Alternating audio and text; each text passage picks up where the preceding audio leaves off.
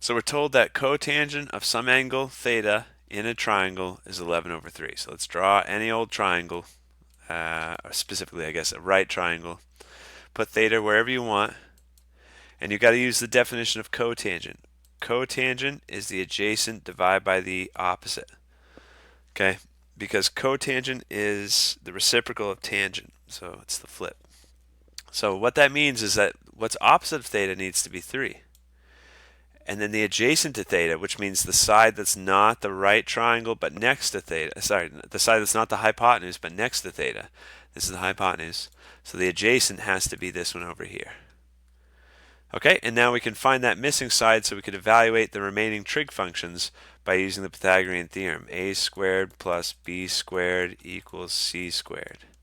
So it's 9 plus 121 equals c squared. So 9 plus 121 is 130. And you want to take a square root of both sides. We'll drop the negative possibility. And then with every square root, you want to see if you can simplify it. Can you divide it by a 4, a 9, a 16, a 25? Because if you can, then you can simplify the radical. So if I divide it by 4, it doesn't go in evenly. Divide it by 9, doesn't go in evenly. 16 won't because 4 didn't work. 25 won't work. 36 doesn't work. Thinking of all the square roots that turn out to be integers. I got nothing. So that can't be simplified. So that's the missing side, the hypotenuse. And on tests, you can convert the square root of 130 to a decimal, right?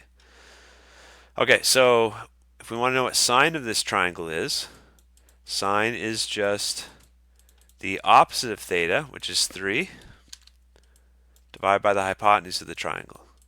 And then normally we don't like to have square roots in the bottom. So if you multiply the top and the bottom by square root of 3, then you're effectively multiplying the triangle by 1. It's just changing its appearance. That gives you square root of 130 on top, and then square root of 130 times square root of 130 makes 130 on bottom. So there's sine.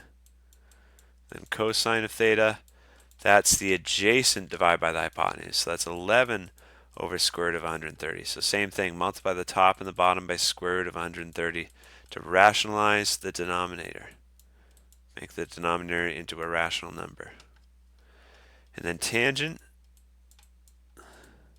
that's the reciprocal of cotangent, right? So if cotangent's 11 over 3, then tangent's 3 over 11. Then what else do we don't have? We don't have cosecant. That's the reciprocal of sine. So we just want to take this and flip it, right? That way we don't have to rationalize the denominator again. That's square root of 130 over 3 for cosecant. And then secant is the reciprocal of cosine. In other words, it's the hypotenuse divided by the adjacent. So it's square root of 130 divided by 11. There's our 6 trigonometric values based on what they gave us. 1, 2, 3, 4, 5, 6.